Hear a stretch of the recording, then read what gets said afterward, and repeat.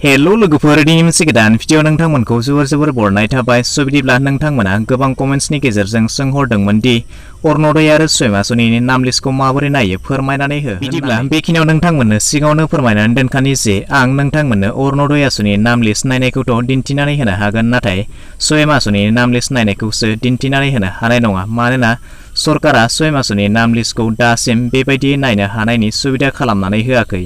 उनफ्राव बिदि सुबिदा फैयोब्ला नोंथांमोननो थारैनो फोरमायनानै होनाय जागोन। नोंथांमोननि मोनसे सोंथिया जाबाय अरुण'दय आरो स्वयंखौ दा एप्लाइ खालामनो हागोन ना हाला।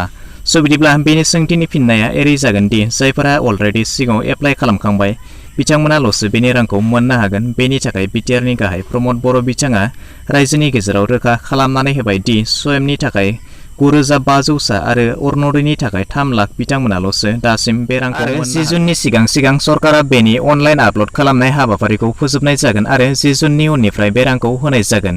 बिदिब्ला बेनि थाखाय नोंथांमोना दा एप्लाइ खालामनो हाथ'नाय नङा आरो बिदिनो स्वयं आसनिनि रांखौ मोननै किस्तियाव होनाय जागोन। गिबियाव 30,000 रां आरो उननि खनसेयाव 20,000 रां। फारसेथिंजाय अरुण'दयनि रांखौबो दानफायाव 830 राङै थांनाय 2020 मायथाइनि नभेम्बर दाननिफ्राय बे 2021 मायथाइनि जुन दानसिम खनसेयैनो नोंथांमोननि बेंक एकाउन्टआव सोनानै होनाय जागोन, मानोना आसाम सरकारा बे आसनिनि रांखौ थांनाय नभेम्बर दानाव गिबि होजेनदोंमोन। बेबायदिनो दा बिटिआरआवबो बे थांखिजोंनो रांखौ बिदिब्ला दानिया अरुण'दयनि नाम लिस्टखौ माबोरै गावनि मबाइलजोंनो अनलाइनाव चेक खालामनो हायो फैदो बिदिब्ला नोंथांमोननो फोरमायनानै होनि। बिदिब्ला भिडिअखौ एसेबो स्किप खालामालासे जोबजासिमल' नायलांबाय थादो।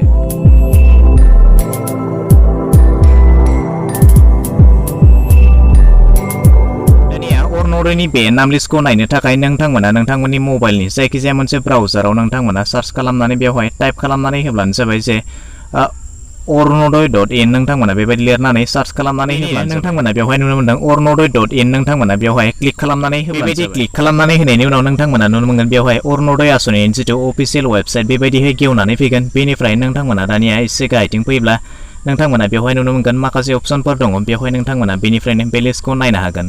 बेनिफ्राय नोंथांमोना बेवहाय मोनसे खोथाखौ नोजोर होयोब्ला नुनो मोनगोन बेवहाय टटेल बेनिफिसारिस दङ।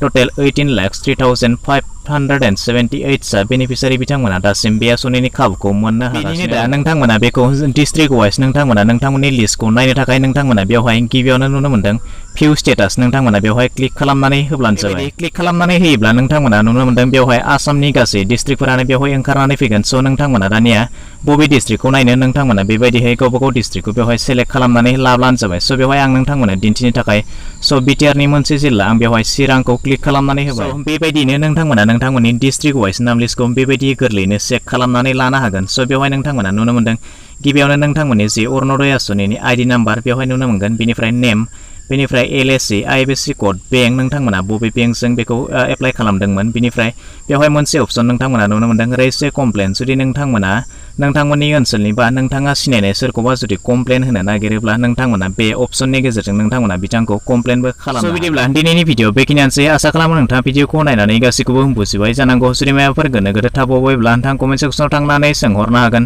भिडिअखौ नायनानै मोजां मोनबायब्ला मोनसे लाइक खालामदो, गाज्रि मोनबायब्ला डिसलाइक खालामदो आरो जुदि चेनेलाव गोदान नायगासिनो दंब्ला अन्नानै चेनेलखौ साबस्क्राइब खालामनानै लानोबो दाबावगारदो।